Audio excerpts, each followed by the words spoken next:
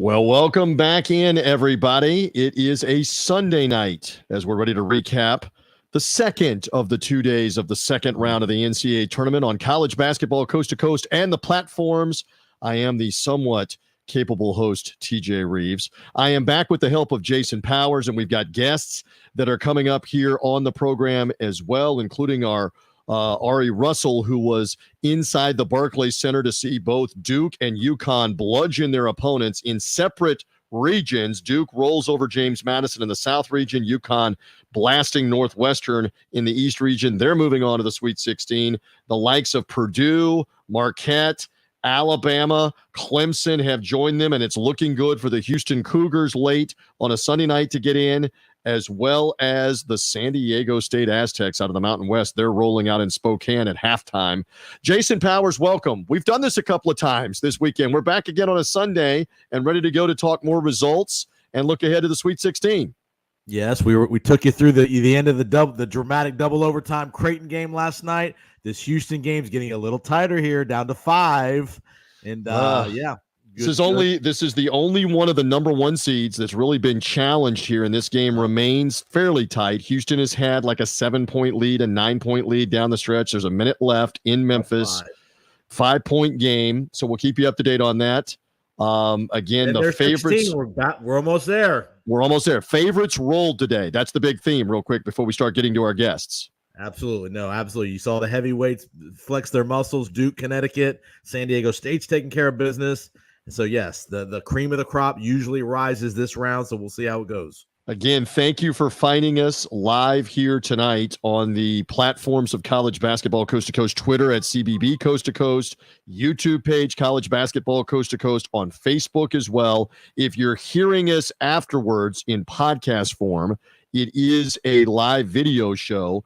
But we got a lot of audience finding us in podcast form on the College Basketball Coast to Coast podcast feed and the TuneIn channel, College Basketball Coast to Coast. You can find us there streaming, but that's in replay form. This is the live show that you're watching right now on the social media platforms. And look, without further delay, he's on a heater right now, Jason Powers. We got to go out to Sin City, to Vegas. The Dr. T.C. Martin, the host of the 5-day-a-week T.C. Martin Show, has been cashing checks left, right, and down the middle, cashing in the tickets, getting the money, racking it up on Saturday and Sunday, at least so he says.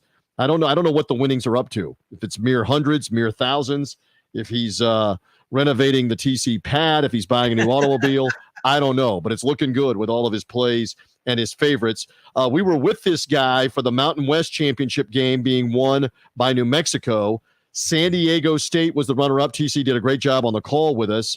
But New Mexico is gone from this tournament at the hands of Clemson, but San Diego State looks fantastic tonight. To talk all about it and more is the doctor, T.C. Martin from Vegas. He's even holding off having dinner because it's still just after 8 p.m. in the West, live, late dinner tonight, to be on with us chuckleheads on College Basketball Coast to Coast. Doctor.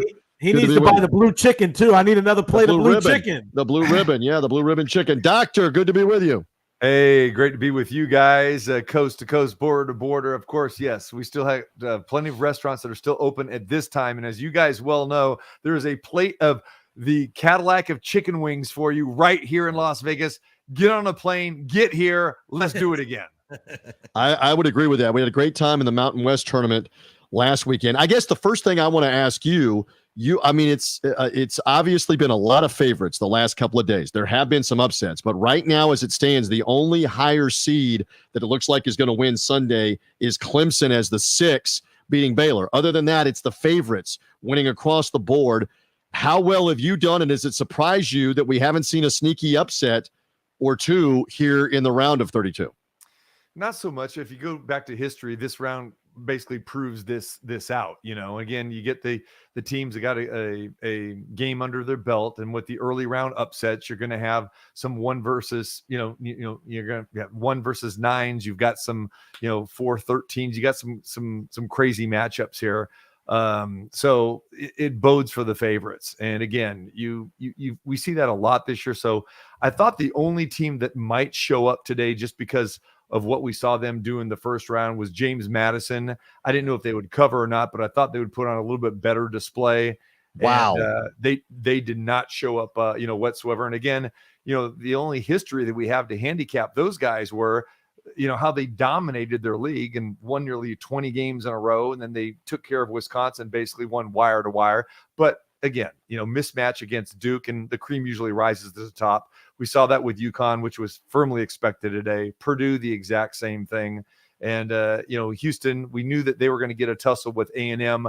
Those two teams very, very similar as far as size and physicality. So I figured that game to be a little bit closer with the number ones and number twos. But for the most part, for me, it's played out that way. I bet it that way, mostly with money line parlays, some teasers, and a few straight bets as well, too. So living good, living large, TJ and Jason, loving it right now. But, hey, we'll play the national anthem again on Thursday, right?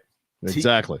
TC, give the audience a quick 30-second description of what that mecca of Las Vegas is on a Thursday, Friday. I know you were broadcasting live from a casino sports book. Give the audience who've never been on a Thursday, Friday for the tournament the spectacle of what that is. Yeah, it's great. You go to the sports books, you go to a lot of the private parties where you get, food and all kinds of other stuff. It's just fantastic. And only in Las Vegas will you get, a first round game where a point spread is 20.5 and you see Arizona dribbling out the clock while Long Beach State fans are going, no. Arizona fans are going, yes. And so you get that. You guys will like this story. So at one of the VIP parties yesterday, in a great atmosphere, and actually this was day 2. So I guess it was right. Friday. Yes. Where Purdue is playing, and Purdue favored by 26.5. Purdue is up by 26. They get a bucket in the final 20 seconds to push it to 28. There is a throng of Purdue backers, of course, back in the favorite here, laying the 26.5. They're up 28. Never in my life have I seen this, guys, in this situation where this crowd starts getting up and start chanting defense. True story. For the walk-ons that are in the game. It doesn't have any bearing on the outcome, except it has bearing on the spread, is what you mean, in a 20-point plus game. Exactly. And so Grambling puts up a shot, everyone on the edge of their seat, back rim, no good, high fives aplenty as Purdue covers, wins by 28, and they got that defense on that last possession. Love That's it. Vegas, baby. Love it. And you by far of all the guests have the best background. Look at the Vegas background for the TC Martin Show, 5 days a week in the afternoons in Las Vegas. Hey, a quick one in that we saw it with Purdue seemingly feeding off the home away from home crowd, with West Lafayette only being an hour from Indianapolis. We saw it as well with Duke, where there's a big New York following for Duke in the arena at the Barclays Center. Ari Russell's going to speak more to this. UConn obviously had a big allegiance in the arena. How much do you think that affected Utah State in order, James Madison and Northwestern, that once those teams got rolling, it was like a home away from home game with the crowd and the momentum? TC, do you buy that for a Sunday? Absolutely, I do. And you could just see that. And I think a lot of people took that into effect when they were handicapping, especially with Grand Canyon against St. Mary's. I mean, that game was just full of Grand Canyon fans, and the same thing. And that went into my handicap actually today, with Purdue as well too. So yeah, big difference. And then when you start seeing these teams now having to go a little further away from home, in the Sweet 16 and the Elite 8, you got to factor that in your handicapping as well. Jason's going crazy because our Texas A&M Houston game has gotten close in the waning moments. And for whatever reason, cover his 9 bet, his plus 9. Got the balls down 3. Okay. So please help me, because TC was giving his answer. We're doing this live on Sunday night. Texas A&M was down 3 with under 15 seconds left and took the ball to the rim, trying to score a 2 and then trying to put back 2 without kicking it back out for a 3. Did I see that right? And now they're going to go to the foul line down 3. Why were they not trying a 3-pointer? You were watching it more closely than I was. He missed a layup. The first attempt was like an easy layup. The guy got the offensive rebound 2 feet away, went right back up, missed a second layup right there to get a quick 2. Yeah, but Houston is doing everything he can to blow this game. I mean, this game, Texas A&M's on like a 15-3 run the last minute 20 of this game. Hey, A&M's got the ball with a chance to tie with 9 seconds to go. They're reviewing who the ball is out off of, so it may take forever. We'll update you on what happens. But TC, it just backs up something that we've seen repeatedly in this tournament. No lead is safe over and over and over again. Even for the number 1 seed Houston, this looked to be put away, up 7, up 8, but now it's a 3-point game with about 9 seconds left. We'll keep you up to date. I still don't understand why they weren't trying the tying 3 with under 10 seconds to go, especially when they got the rebound and they didn't try to kick it out for the tying 3. And so we'll keep you up to date. A&M has missed 14 or 15 free throws in this game too, by the way. Terrible. I mean, just crazy. Speaking of that, TC, while we wait for the end of this, Grand Canyon was right there with Alabama. Grand Canyon had the lead with 5 minutes to go, but they had enough boulders to build a brand new multi-billion-dollar facility in Las Vegas for all the missed free throws, all the missed three-pointers, and Alabama just eventually overwhelmed them at the end. You might just look at the box score and say, okay, that's an Alabama 10, 12-point win. It was right there for Grand Canyon, but they couldn't make free throws in specific and couldn't make outside shots. Well, we see this happening with these teams where the stage happens to be too big for them. They've never been in situations, like this. And a lot of these from these smaller conferences where they're winning by average victory margins of anywhere from 12 to 15 to sometimes even 20 plus points. And, they're cruising to a lot of victories. So when you face a Power 5 conference team and you're in a tight game, sometimes the nerves get the best of you. And again, they are different type of athletes compared to what you're seeing in the Power 5 conferences. And again, that's why they are a little bit lower, lowly recruited in comparison to that. But give them, and plus Grand Canyon, I mean, they just were so physical and they got themselves in trouble too. That was a bloodbath, man. That was a bloodbath. They like to play bully ball, and we've seen that with Texas A&M today as well too. I thought it was interesting. You heard it from Steve Smith, who played at the highest level, obviously in college and the NBA. Robbie Hummel, obviously the highest level in college at Purdue for sure. And Steve Smith said there are bodies all over the floor and there's nothing being called. I mean, this was just one of those games where it was very physical. And Jason, you've been on it for a month. What happens when somebody in the NCAA tournament can slow them down, grind it? Grand Canyon had their chances, but Alabama's to be credited too for being able to get it done. All right, we can't do the actual blow-by-blow, but I can tell you in the final seconds, Texas A&M fired a long 3, missed it, got it back, fired another long 3. Texas A&M got the rebound and then got tied up. So and A&M gets the ball. A&M has the possession. 1 second. So TC, they shot about a 30-foot 3 with a miss, got a long rebound, and then shot another off-balance 3. This to tie, obviously, down 3. And now there's 1 second left after the jump ball against the 1 seed Houston trying to move through to play Duke. This should not have been, shoulda, coulda, woulda. This should not have been down to the last possession. But again, Houston with a couple of mistakes, a missed free throw, A&M hitting some shots with the closeout. So they're talking it over. They're putting 2/10 back on the clock, 1.2 on the clock. There's a timeout. A&M will inbound. It's going to be a quick catch and shoot. We'll keep you up to date on that. TC, any final thought? Because I know you want to scoot and have dinner on Sunday. You're trying to cash a Houston money line ticket. So you're very interested in the last 1.2 here from this game. But any other thought on Sunday and or looking ahead of the Sweet 16?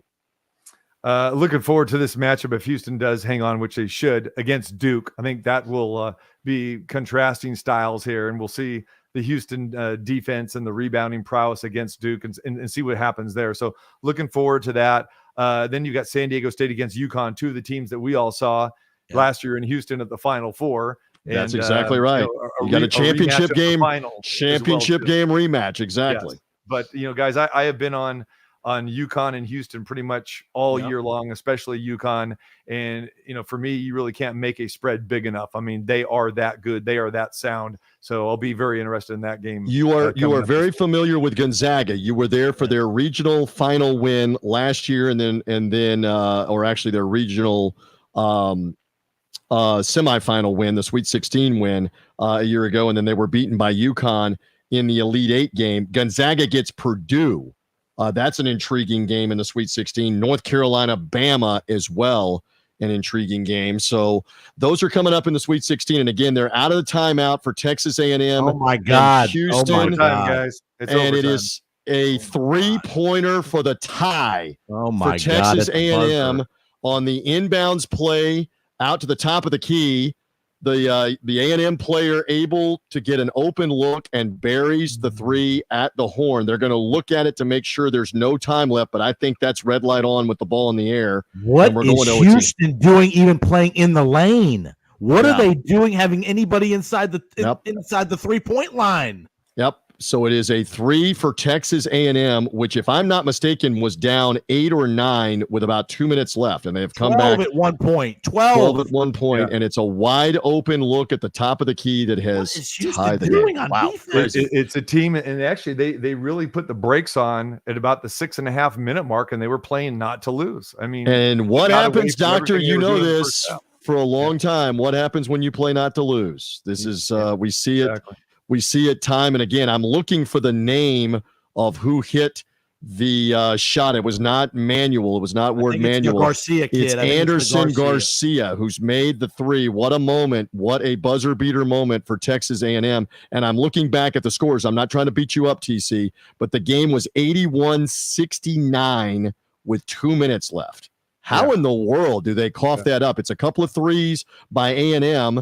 It's a couple of missed free throws by Houston that opened the door. There was a turnover in there, stepping out of bounds. Oh, my gosh. So Anderson Garcia is the hero for the moment for A&M. They're going to play 5 more minutes. TC is going to watch this, have some dinner, sweat out that money line parlay. Listen, we'll be with you in the Final Four. I may get with you before that, but I appreciate you jumping on live. And again, I know you're all over the March Madness as well as everything else on the TC Martin Show. Plug away again, 5 days a week in Las Vegas, tcmartinshow.com. Plug away. Yeah, Monday through Friday. Join us at 2 to 4 p.m. Pacific time. And again, if you can't catch the show live, you can catch it later in the podcast section. Great guests from coaches, players, our broadcast brethren as well joined us. So yes, nobody has that coverage like we do. So make sure you tune in 2 to 4 p.m. Pacific, TCMartinShow.com. I love the unelected mayor of Vegas. We have good thoughts going for you that this overtime works out well for Houston, because one thing we saw, it did not work out well last night for Oakland as the underdog. It did not work out well ultimately for Oregon as the 11 seed in the double overtime. So I'm having good thoughts for you that it will work out well for Houston, but inexplicably, they've allowed a 12-point lead with 2 minutes to go to evaporate, and they're now in overtime. Doctor, let's see if they can get it done. All right. All right, guys. We'll let you watch it. Great seeing you, TC. Thank you, as always. All right. So Jason Powers, we're doing this live. We appreciate him stopping by. Our man Ari Russell is standing by to talk to us in a couple of moments. Again, I'm looking right at the recap. 81-69 with 2 minutes to go. And now we're going to play 5 more in Memphis. Late night in my hometown there. Kelvin Sampson had both hands up on his head like surrender cobra. Like, how do we allow that tying 3? You're right. You got to guard the perimeter. I don't understand what they're doing. Why are they even put 5 guys around the 3-point line and let A&M do whatever the heck they had somebody on the inbounder, and he still got the ball. Why would you do that? That's stupid. He still got the ball out towards the top of the arc for the 3, and now OT for the number 1 seed, Houston, who's got to be a bit shell-shocked here going up against Texas A&M in this one. We'll keep you up to date. Major foul trouble. One, Cryer's already fouled out. The Emmanuel Sharp kid, who's from Tampa, is killing it tonight, having a tremendous game. He and Shed are the catalyst for Houston. Those are the 2 they're going to lean on here. And can A&M keep the momentum here this next 5 minutes? Always tricky after you hit a desperation shot. Always make your free throws, which Houston missed. Always guard the 3-point shooters, which they did not. Such is life. By the way, the other game in progress as we do this live on Sunday night on college basketball coast-to-coast platforms, on Twitter, on YouTube, also on Facebook. You see that right here on the screen, and you'll hear us in podcast form. If you're hearing us in the podcast the day after, we were live doing the video show. The only other game in progress as we do this live, San Diego State is bludgeoning the 13 seed Yale. That's 55-32. They're at the under 16-minute timeout. They were up 10-3. They were up 34-16. They've never really been threatened at all in this game. San Diego State flexing their muscle as one of the top teams in the Mountain West, and they look good right now in this one so far. While we percolate along, let's bring in our colleague Ari Russell. Ari was on hand in the Barclays Center earlier this afternoon and tonight for the 2 UConn and Duke easy wins. He's at Ari Russell on Twitter, and he's right back on college basketball coast to coast. Good to be with you, my friend. Thank you for hanging in there with us. I know you're watching this Houston, Texas A&M just like we are here. How shocked are you that they obviously didn't do what Houston always does, which is close out a game, guard, defend. It didn't happen. Now they're in OT. All right. Yeah, I mean, that's a pretty significant meltdown. I do think, though, that they called a really quick whistle on that jump ball at the end. I mean, it was like that, and they're not getting the benefit of the doubt there. But still, and really, at the end of the day, I mean, Texas A&M should be winning this game as well. I mean, I think, Jason, you had mentioned it earlier. They missed 14, 15 free throws already. They just missed another one in the overtime. Just bricked another one. And Emmanuel Sharp just fouled out for Houston, so now down 2 starters. Yeah, they're 2 starters, and then so they've got 3 guys out. 4 fouls as well. Yeah, they got they've got 2 more guys with 4 fouls, and 3 are fouled out. Anything can happen. By the way, at this stage, A&M is 25 of 40 from the foul line. If they don't win this game, they're going to rue that. I mean, a miraculous 3 to tie it, but just to get into overtime. But still, they've missed a ton of free throws in this tonight. So we'll keep an eye on that game. Houston leading by 2. That's the number 1 seeded Houston Cougars slated to play Duke, who you saw earlier in the Barclays Center. You were OL on location in Brooklyn, New York. So, Right. Ari, tell us, why did Duke have such an easy time with James Madison? What did you see? Maybe it was a couple reasons why. Well, I mean, they really took care of the tempo from the beginning defensively. That's what it was. Taking care of the ball. If you notice on Friday night, the transition points early on is what really gave James Madison the advantage. And in this game, Duke didn't let that happen at all. They took care of the basketball. Obviously, the perimeter shooting was huge. McCain had school record 8 3-pointers today. He was phenomenal. Proctor hit several. They were just lethal from outside, just shooting a high percentage from the field in general. Really strong on the boards. James Madison was very active against Wisconsin on the boards, offensive glass, defensive glass. Today they were kept off of both ends of that. Again, Duke took care of the basketball. Very few turnovers. It just, James Madison's a team that can get out in transition, but there was nothing that they can transition off of because Duke was putting the ball in the hoop and, getting the stops. So it was just an out physical game too. I mean, they really put it to them physically. I thought that James Madison was going to come in with a much more fierce punch, and they really got hit in the chin early on and just didn't recover. And got to give Duke a lot of credit. They really, I think, came into this game pissed off from last year, and you could tell that. They spoke about it after the game. They weren't happy, and it's one of the reasons. Filipowski came back, Proctor came back. And when I spoke to him, you'll hear about that a little bit. But they definitely wanted to have a response from last year, bowing out in the round of 32. Can I interject? Forget about just last year. They got kicked in the gut by North Carolina in the regular season finale, and then embarrassingly lost in the first round to NC State. The first round for them, their first game. Now, No shame that NC State won the whole tournament, but those guys were angry with how their regular season ended too, right? Yeah, they definitely were. Again, not a deep team, but they've got guard play. They 3 guards, Roach, Proctor, and McCain are phenomenal guards. They all 3 can kind of rotate in and out at the point. Any one of them. Roach probably the least effective 3-point shooter, but he hit a shot today, and he even went down with a look. He looked like he was in excruciating pain. His fingers, I don't know if they were jammed or dislocated. He had dislocated a finger. They dislocated it. They had to pop it and get it back into play. Back in. I mean, he was in pain. Gruesome. You saw him. Yeah. You saw him in the side. He was in pain. They put in, and I saw them tape it. Then he's back out there again. Looking like as if nothing was going on. Adrenaline definitely plays a role in that. But he's a senior leader, or is he a senior? I can't tell now. COVID years screwed everything up with these guys. So whatever it is, he's a veteran. He's been there. He's been through the battles. Obviously a key player for them.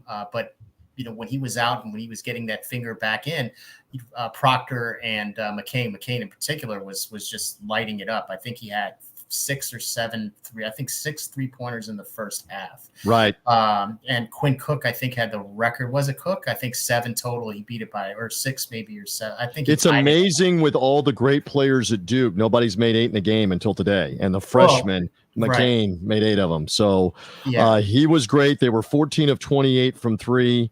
And just one more on this, and then we'll update the Houston, Texas A&M game. I asked TC Martin, but you're better to speak to it. You were right there. How much do you think the New York backing of Duke in the early game and their fan base helped? It wasn't everything, but helped with the momentum. And James Madison's looking around going, oh, crap, the stage is too big here. Do you think that was part of why this game became 15, became 20 in the first half in favor of Duke? Nah, I don't think it. I think you could have played this in an empty arena, and I think Duke they were just focused in on it. Look, this was just very good coaching and preparation and scouting. They really did a good job of their homework and executed their game plan from to a T. So that's Shire is coming off. It's a tough spot, but. Jason and I are laughing because DJ, you have to give an update here, man. All right, here we go. Houston has had the lead. Houston up 5 has just given up another 3 bomb to A&M, and we're in the final minute. It's only a 2-point game. This is an epic second round game between these two old Southwest Conference rivals, and a number 1 seed is teetering here and messing around with maybe getting beaten in overtime in Memphis, although Jamal Shed just took one to the hoop and scored, so they're back up by 4. We are approaching a 100-point game in a Houston game, which we laughed about last night, that could Texas A&M, get to 60 points. They may get to 100 in the overtime. Terrible shot by A&M. A terrible shot. All right, so it's late in that game. Houston leading by 4. We'll keep you up to date in the overtime in the final minute of overtime. Why don't we do this while we're watching the end of this game? You mentioned Tyrese Proctor, who had 15 in the game for Duke through the technology and Ari's great hustle in the locker room. Here's one of the Duke stars as part of college basketball coast to coast. Let's hear from him right now. After their win, they're on to the Sweet 16. Here you go. So Tyrese, first off, congratulations on that win. Just talk about the feeling in this locker room. Yeah, I mean, it's great. So everybody contributed to Jerry. That's what we've been working all year for, summer for. I think it's just fun. Everyone going out there playing together, sharing the ball, everyone's hitting threes, having a good time. So it's a great feeling right now. So, I mean, obviously last year was a rock fight loss to Tennessee.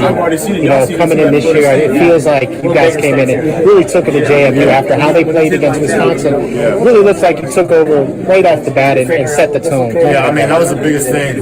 We learned the hard way last year, and that's why we went home. And we had to learn from why we went home, and that's why I came back. That's why a lot of other guys came back to get past the second round.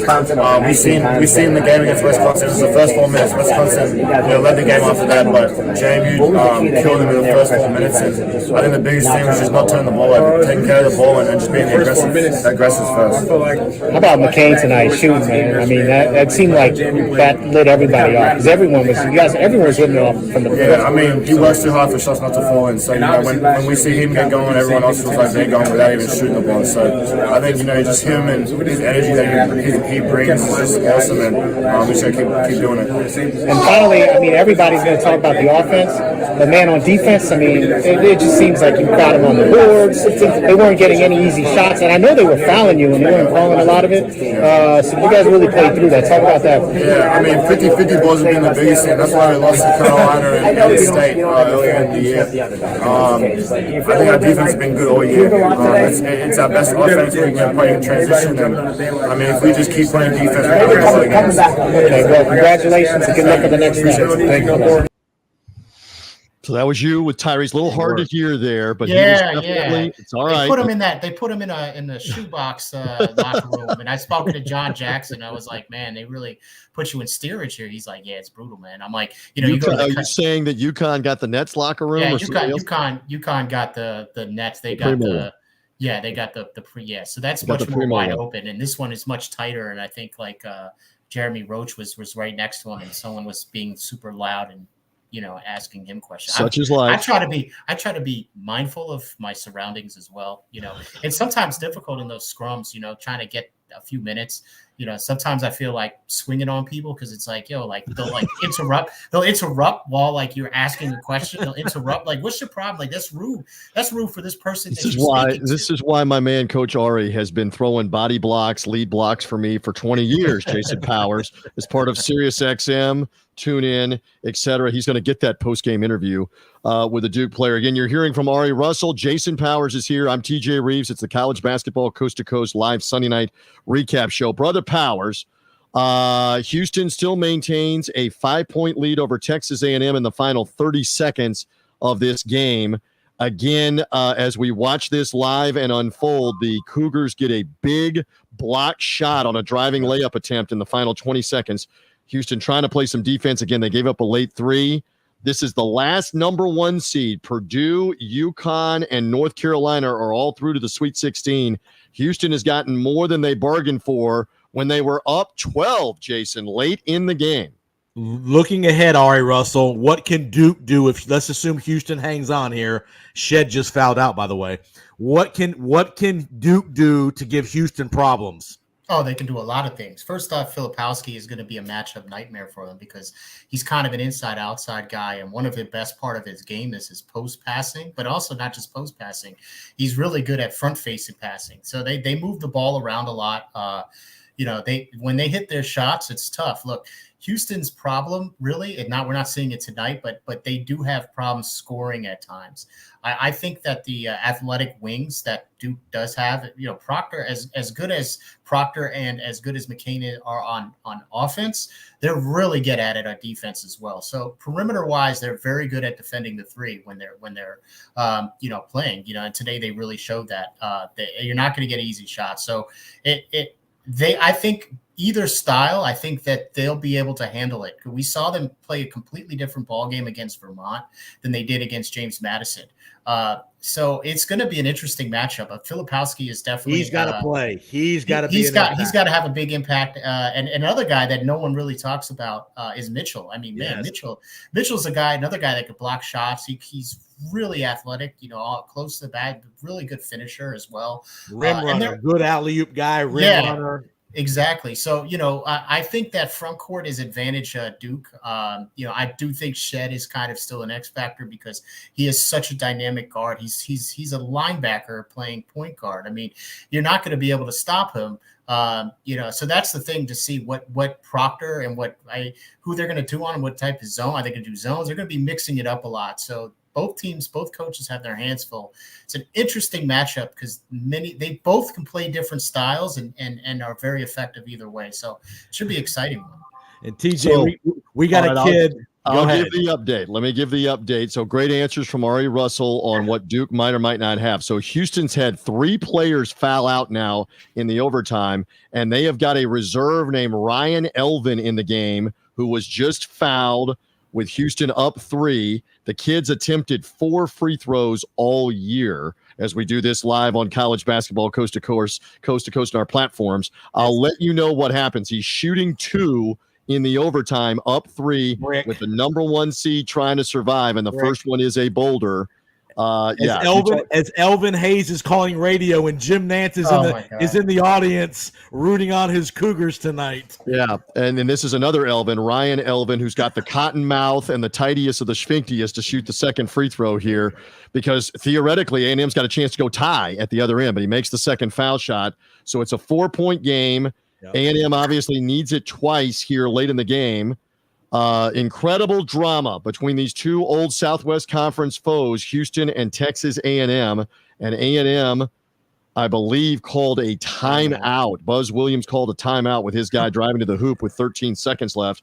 Again, a wild game. The other game in progress, again, is no contest. San Diego State is destroying Yale 66-41 at the under 12-minute timeout. So the significance there is they will play the UConn team, Ari Russell, that you saw tonight handle Northwestern. Why did they have such an easy time? I'm looking at the box score lines tonight. Newton with 20. Klingen in the game finished with 14 points, 14 rebounds in the contest, 11 for Cam Spencer. But what stood out, how about UConn only 3 of 22 from three-point range? 3 of 22, and they won the game easily. What stood out to you, though, Ari? You were in the building.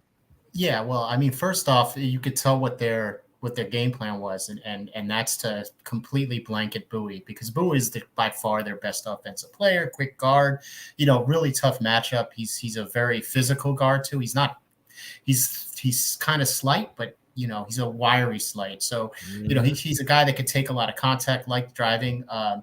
But they really, for most of the game, I think he had under 10 points. He may have had like 7 or 9 or something like that. So that's, Bowie is one of, the best players in the Big Ten Conference.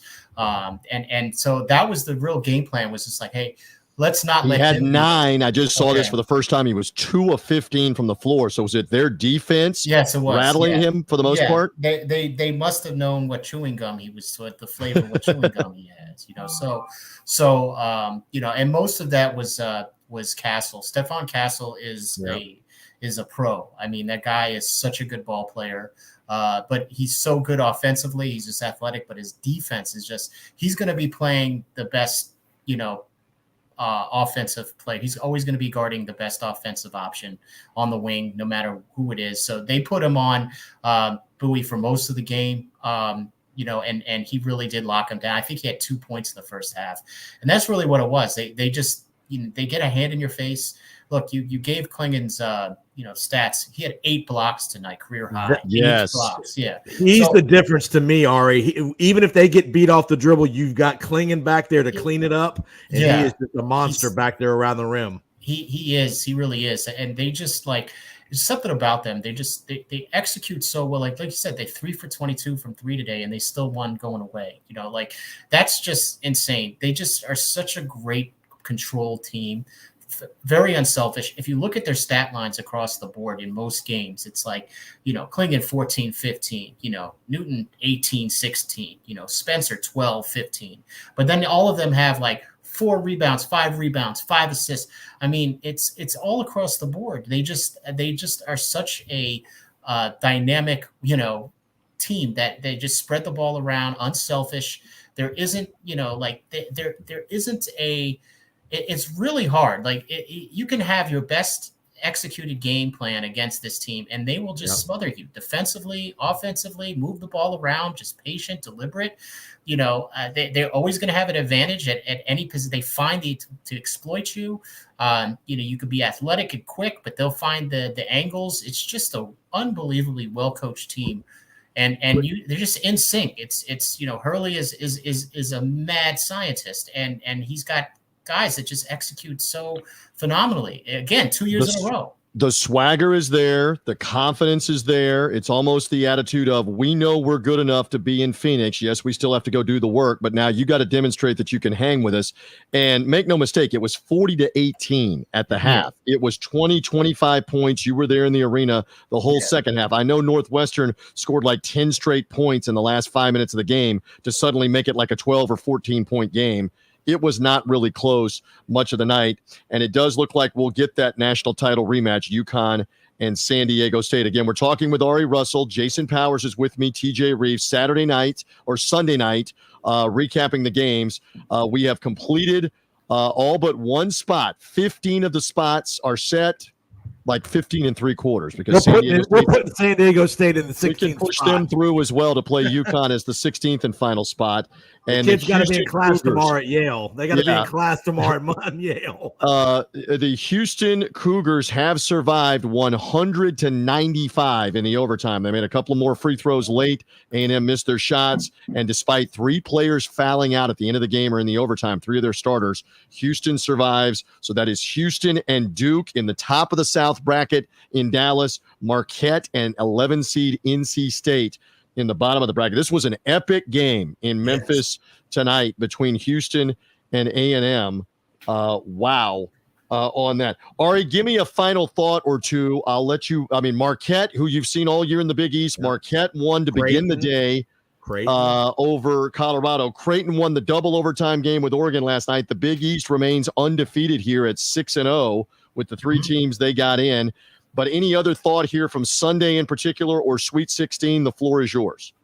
Well, I'll start with Creighton. That victory on Saturday night was a phenomenal game. They really, look, that Oregon team is freaks. Like they turned it on at the end. You got Cousinard, who's might not get drafted because scouts are dumb looking for upside, but he's an NBA player. He should be, Dante is unbelievably good, and he should be a lottery pick. That guy's, and then Evans, who really didn't have a good game, I think is somebody that we are going to be looking to be a lottery pick. Maybe not this year, but probably next year. He was a 5-star. And they played 50 minutes, their star three. Scheiderman, Alexander, and Alexander. All three of them played every single minute of that game. And Oregon was the team that got tired. That's the crazy part. Yep. They were just so resilient. They beat you in so many different ways. And then going to Marquette. Marquette really shot the ball in the first half particularly well. I think like 68%. Ended the game at 62%. Kolek had another double, I think, coming back from injury. He missed 6 games.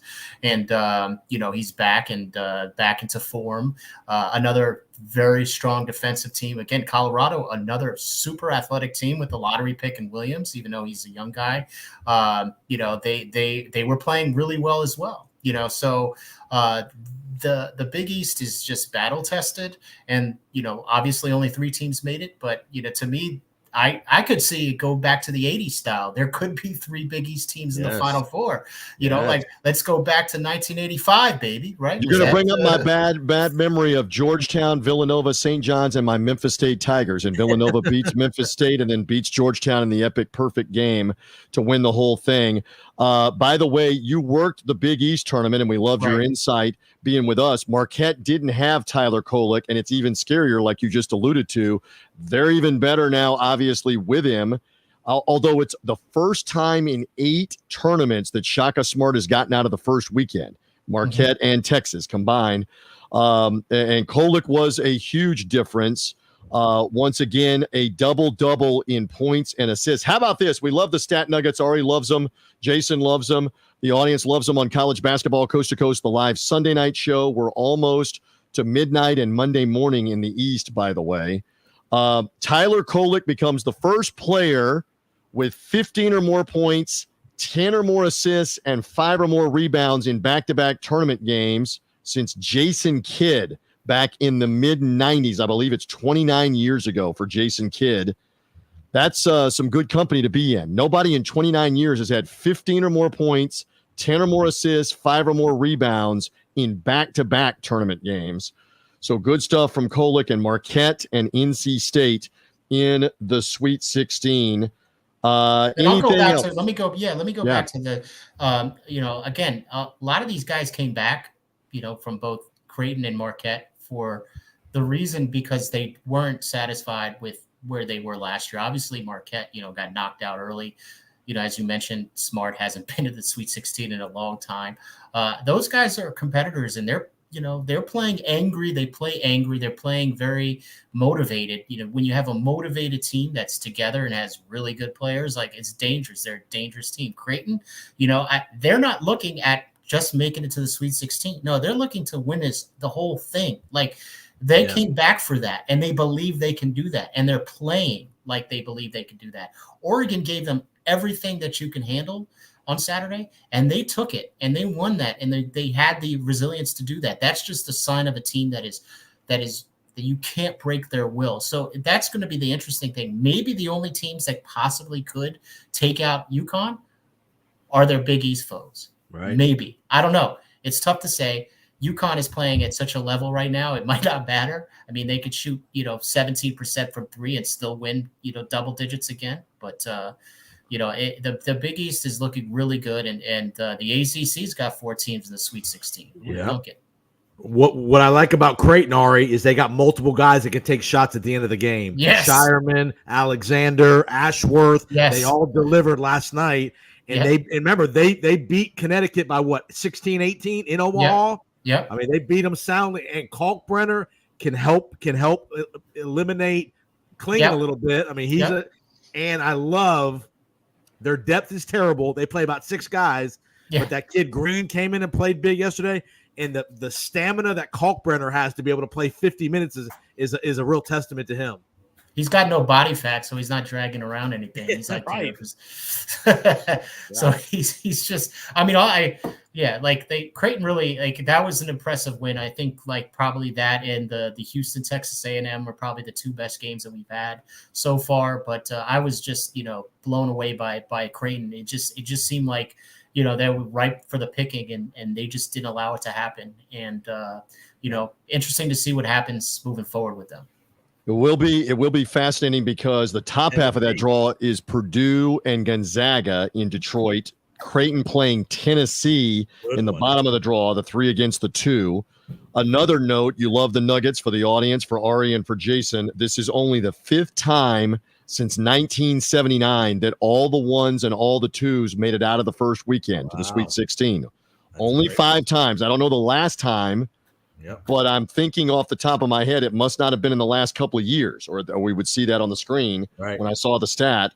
So only 5 times, all the 1s and all the 2s have survived off the first weekend here. Not the massive upsets. I mean, a year ago, Purdue loses in the opening round to Fairleigh Dickinson, and Arizona loses in the opening round to Princeton as a 15 seed. That did not happen this go around. So a lot of the faves are moving through. Ari, great stuff tonight, my friend, and great work all weekend in Brooklyn. I look forward to you being with us in the Final Four coverage live in Glendale, Arizona as well. We'll probably catch up between now and then. But for now, you are here to testify to the college basketball coast-to-coast platforms and audience, either on the live video show or if you're hearing us on podcast or on TuneIn. Duke and UConn are the real deal, at least for now. You saw it in person one more time, right? 100%, man. They're both very motivated teams and playing with chips on their shoulders. Amazing with UConn still with the chip. They are playing with it, but and Duke is definitely motivated. So it's tough, and McCain, look, he's a 5-star and he showed up, it's tough for freshmen at this level. You sometimes see them playing like freshmen. And by the way, Filipowski hasn't played a big time game really in about 3 weeks. You're still waiting for that to happen. So they changed his role a little bit though. So and so it's kind of like they're playing better now that they changed his role in the last 2 games. True. And I think that's better. They're more control. He's not forcing the issue. They're kind of running some of the offense around him as well. Like not to in the post and making sure he gets double teams and making sure his defense and is really putting in the pressure. So it's very interesting. I have to give Sean Shire a lot of credit. He's done a lot of adjustments, the last 2 games that I wasn't really expecting. And, they're showing and executing. Will you be in Boston for the regional? He's not. I can't make it up there. I can't make that one because he's coming out to Phoenix to be with his son. For the Final Four for Ari Russell. Listen, great stuff on a Sunday night tonight. Awesome. You gave us a bunch. Awesome. Great stuff in the locker room with the players as well from both Friday and from Saturday or Sunday afternoon. We appreciate you, my friend. Great stuff. Hey, man. Thank you. I always appreciate going on. And thanks, Jason. Always like listening to you and your takes. Yeah. You've forgotten more about hoops than I don't know. We lean on the help. We lean on the help. All right. Thank you, my friend. Have a good night. All right. Get some rest. There's Ari Russell in New York City. Again, you're with us live. We have been going, by the way, now for close to 50 minutes, 50 minutes. We've now crossed midnight. It's Monday morning in the East. TJ Reeves, Jason Powers here as part of college basketball coast to coast. Our Sunday recap of the second round, the Sweet 16, basically set. This is like an election season, right? Are we going to go ahead and call it? We're calling this. We're calling the race. We're calling the race for San Diego State against Yale, up by 31 with 5 minutes left, 79-48. They're the final piece. They'll play UConn coming in Boston tonight. So again, our winners this evening, worth noting here that Houston has won the epic game with Texas A&M. They're going to talk about this round of 32 game for a while. 100-95. They coughed up a 12-point lead, Jason, in the final 2 minutes. Let the Garcia kid, Anderson Garcia, right is the kid's name, hit the 3 for A&M in the final second. Buzzer. So that forced the overtime, but Houston was the better team in OT. They had 3 players foul out at the end of regulation, four at the end of regulation in the overtime. So Kelvin Sampson had to go to his bench. They hit enough free throws. They got the stops. They got the win. They'll play Duke. Also tonight, Alabama Grand Canyon. We have not talked a lot about that game. Jason, pick it up here because I bow to you. You've been talking for a month on college basketball coast to coast and on other outlets that what happens when somebody gets Alabama into a dogfight, and it's not a game in the 80s or the 90s, it's a game in the 50s or the 60s. We had that. By the way, Grand Canyon, for all of their missed shots, had the lead, 58-55, up 3 with 5 minutes left. And then it is, I believe, an 18-3 closeout and 10 straight points to close the game out for Alabama. It was a closer game than that with 2 minutes to go. But give me more on Grand Canyon being valiant, but Alabama moves through. First of all, if you look at that Grand Canyon roster, that is a high mid-major roster. They had some guy. I mean, I don't know what the final stat were. They probably blocked 10 shots in that game. They were physical with Alabama. They were running and gunning with Alabama. They didn't shoot the ball great. But Grand Canyon, by the way, Bryce Drew, I don't know if he'll be in Grand Canyon much longer, by the way, just so you know. Tremendous coach, and he's probably taking another job. We're speculating Oklahoma State. Watch out for Bryce Drew at Oak State in Big 12. I'm just looking at the stats for your line on how many block shots they had on the night. I'm double-checking. They had eight block shots on the night.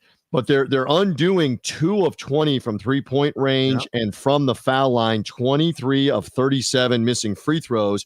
Meantime, Alabama is 16 of 22 from the line. They made 8 threes. Mark Sears was the star. They needed all of it, though. This was not their tempo. This was not their type of game. This was a brutal, physical, lots of fouls, tough defensive game, and yet Alabama found a way to win. Give them credit because they've not played much defense all year, especially the last 6-7 weeks.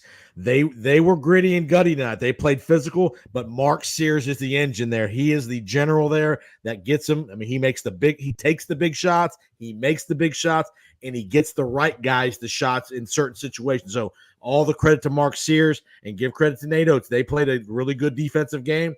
They've shown they can win one of these kind of games. Can they win a second one of these kind of games? Because they're the 4th seed. Who will they have? Alabama, North Carolina, UNC coming in the West Regional in Los Angeles. Interesting on that point, too, about the travel. We'll get to that, but finish your thought about Bama moving through. Well, it's probably a good matchup for Alabama because I know Carolina's going to want to go up and down, so that's probably going to be a comfortable game for them. But can they handle Baycott and Ingram? And then you're going to have R.J. Davis and Mark Sears. That's going to be a pretty good matchup at the point guard spot. Can Alabama's bigs, can they handle Baycott and Ingram on the low post? Because that's where Carolina's going to try to take advantage of Alabama. Get a load of this. So North Carolina wins last night over Michigan State in Charlotte. Let's play a little geographical game, shall we? On college basketball coast to coast. Charlotte, about a 2-hour car ride or bus ride to Chapel Hill, going west to that part of the state.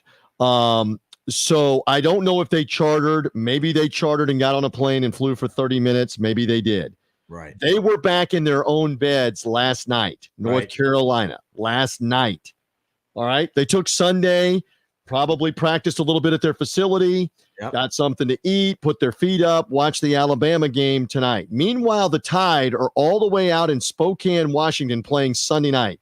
At some point, probably here soon, they're going to fly in the middle of the night on a charter aircraft back to Tuscaloosa, is my understanding of what they're doing. Okay, so are we sure about that? I don't know for sure, but if I'm Alabama, I'm staying out west there too. So I don't know for sure what they're doing, but if they're coming all the way back to Tuscaloosa, they've got to be back in Los Angeles for Wednesday because it's a Thursday night game. They don't even get the extra day on the schedule. So maybe Alabama stayed in Spokane, brought extra clothes. I don't know that answer. We'll know that answer, I guess, more tomorrow on what they're doing. But North Carolina clearly had an advantage in terms of the travel in their own building. Now they'll make their way out to L.A. on Tuesday. And again, the game is Thursday, not Friday, in the West Regional in Los Angeles, with North Carolina playing Alabama and Arizona playing Clemson. So there you go. I would be shocked if they fly back to Tuscaloosa. I could see them going to Salt Lake City or even San Diego and seriously, staying in San Diego for a couple days or whatever, or even L.A. Maybe they fly straight to L.A. and just stay there because you don't want to put those kids through that travel of Tuscaloosa back to L.A. Well, but I mean, think about this same kind of thing. San Diego State is finishing up right now on the floor in Spokane after the Alabama game. They've blown out Yale. They lead by 27 points in the final 3 minutes. All right, they're in Spokane. Are they going back to San Diego tonight? Probably. Yeah, I would agree with that. They've got to get to Boston to get ready to go play UConn. And again, that's a Thursday night game. Right. They don't get the extra night for Friday. That's a little easier for them, a little closer for them. But still, they've got to get to Boston all the way to the Northeast to play Thursday night. So you got both teams in Spokane have a weird travel dynamic because of the way that it's set up. And they knew this. Right. Alabama knew this, that if they were victorious, that they would be in Los Angeles, and San Diego State knew if we're victorious and we come out of the region, we got to get to Beantown. Got to go all the way east. And one advantage for San Diego State tonight, a little bit, I know it's not a lot, is they blew out Yale so much they probably got to rest some of their starters. They did. Most of the second half. They took them out with 8 minutes to go. Yeah, so I mean, their legs are good. Where Bama had to play to the wire with Grand Canyon in a very, very physical game. I mean, you and I were back and forth. That was a bloodbath, and they probably called 50 fouls and could have called 25 more fouls if they wanted to. Yeah, they let them play for a while in that one. And let's say something, because we were right there in Las Vegas with TC Martin and calling the Mountain West championship game. San Diego State came roaring back to beat the top seed Utah State in the semifinal game, and then they took it on the chin from New Mexico, but they came roaring back and had the lead with about 6 minutes to go out in that one. You can't say enough right now. I know it's detached. You and I are in Florida. We're in West Central Florida. San Diego, obviously, all the way out in the southwest corner of the continent. But Brian Dutcher has built a little mini empire out there. They were the Mountain West regular season champs and tournament champs last year, made it all the way to the title game in the NCAA tournament. They did not win the league this year, but they got to the championship game of the conference tournament, and this is no accident that they finished off UAB. I know there's going to be criticism that it's UAB a 12 seed, Yale a 13 seed, but these were two very impressive showings by San Diego State playing the way they play. They take care of the ball, they make free throws, they execute in the half court, and Yale never stood a shot tonight. Once this became a 15 or 20 point game, San Diego State just clamped down on them and played their game. And Brian Dutcher deserves a lot of credit for what he's built. You talk about players, we've been talking about this all night, coming back to the program. Jason Powers, Ladie comes back, Lamont Butler comes back, Micah Parrish is back, Trammell, the little point guard. They've got 4 pieces from the Final Four team that are all back on this team. So they've got something to prove now as they get ready to head to Boston to play UConn. And remember, with the Pac-12 going away, there's more of those kids that are going to stay in the West Coast that'll stay in the Mountain West region. So, and he's an excellent recruiter. We know his history at Michigan with the Fab Five. He's done great in the transfer portal. You know, got Kawhi Leonard played there back under Steve Fisher back in the day. They can get players to San Diego. They got a beautiful arena, and that fan base, we saw it last week. That fan base, they come out and support their team, and they will pump money into NIL and all that stuff. And I will tell you this: they are there in Spokane. They're about the only people left in the arena. There's probably a couple thousand San Diego State fans that are there. They came all the way east to Orlando to the 2 opening round games last year. They will be in Boston. They will be in Boston. They will have UConn will have most of the tickets, but they'll have 1,000, maybe 1,500 San Diego State fans that are there. So just a shout out to him. Couple more things. We have not talked about Clemson very much at all on these shows. All right, they made me look foolish because they beat New Mexico, and I thought on the BetUS handicapping show Saturday that Baylor would be all over them in this second round game. But man, Ben Brownell's team with PJ Hall, with Joe Girard, the Syracuse transfer, they have been dynamite in the 2 games in Memphis. So let's give Clemson credit where it's due. They handled Baylor. They knocked Baylor out. A lot of people's kind of dark horse national title favorite maybe out of the Big 12. Clemson put it on them. They now get to play Arizona. Say something about the ACC. They advanced Duke, NC State, North Carolina, and Clemson to the Sweet 16. That's 25% of the Sweet 16. And a month ago, we weren't sure they were going to get more than three teams, and they got 5 in. Obviously, NC State won to get in. We get that, but yes, give the ACC all the credit. And back to the theme, I think, of this first 2 rounds of these collapses: free throw shooting. Grand Canyon was terrible tonight. A&M was terrible tonight. Baylor was terrible tonight. Yes, they were. As Baylor played, PJ Hall fouls out with 20 seconds left in the game to send Baylor to the line to tie the game on a loose ball rebound. As bad as they played, Baylor could have tied the game in the last 20 seconds by making 2 free throws. Brick. They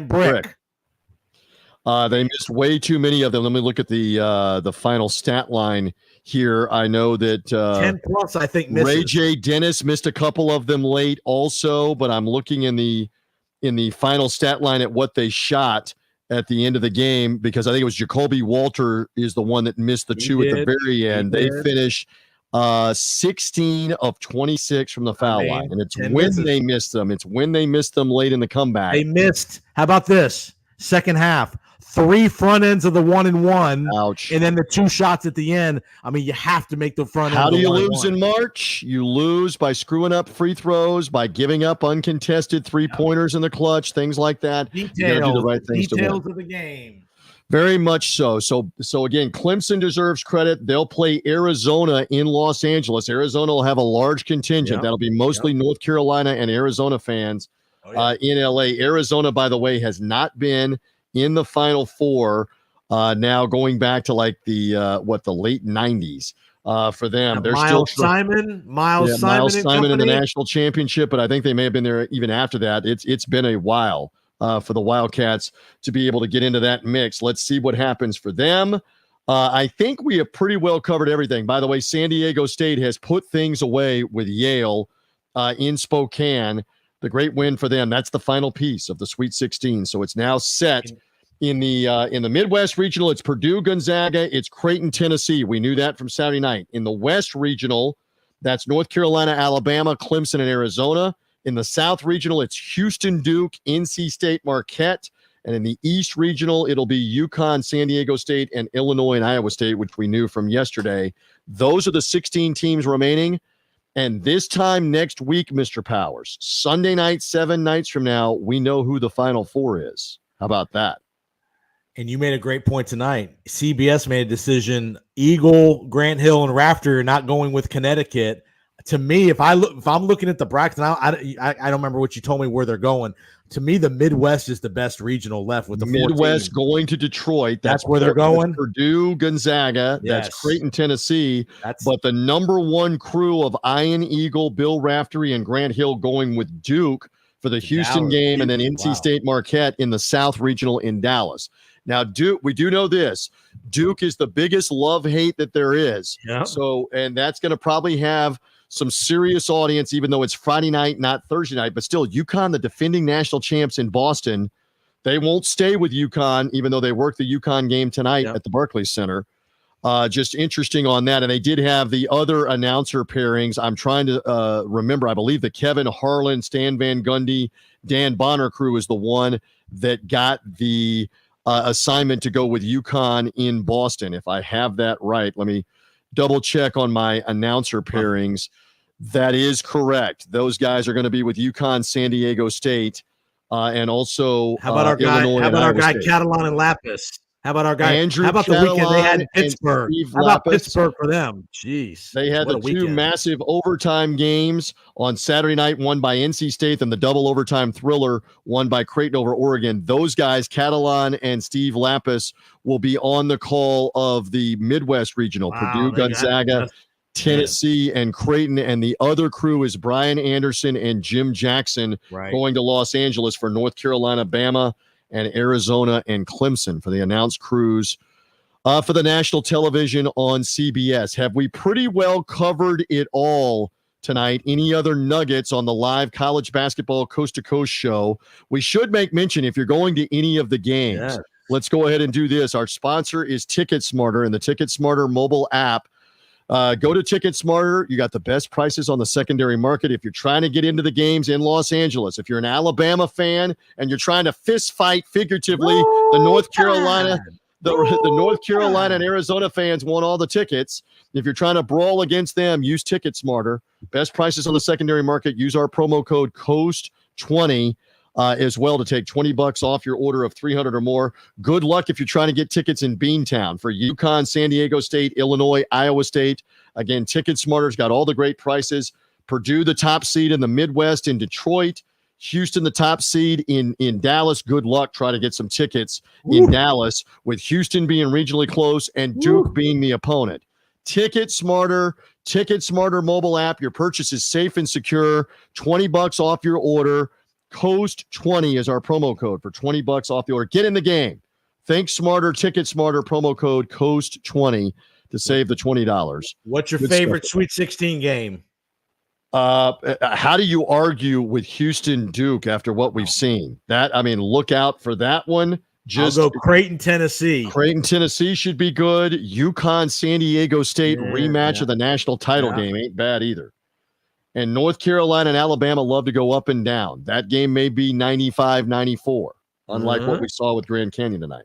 Any final thought, Jason Powers, here on this Sunday night, as again, we've eclipsed the midnight hour into Monday morning with the Sunday night recap on college basketball coast to coast on our platforms. Anything else? This Thursday through Sunday always delivers. I don't care who you're rooting for. These 4 days or some of the 4 best days of the sports calendar, they always deliver with barn burners, and we saw it tonight. We saw double overtime. We see Oakland. We see Grand Canyon.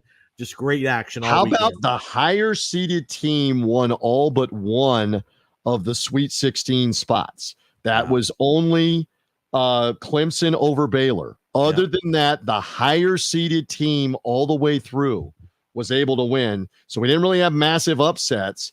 We had some close calls. The A&M close call with Houston, the Oregon close call with Creighton. Oakland almost got through with NC State.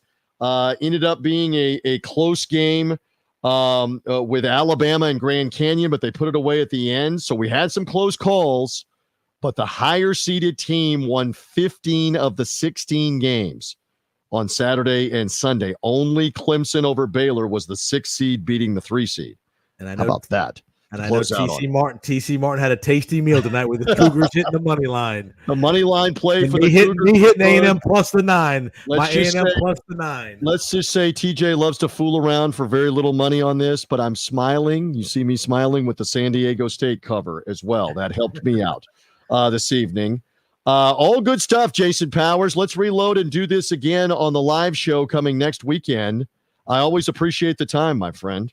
Anytime, my man. You got it. Always love it. TC Martin with us as well. TCMartinshow.com. 5 days a week out in Vegas. Ari Russell as well with the coverage from right there at the Barclays Center in Brooklyn, New York.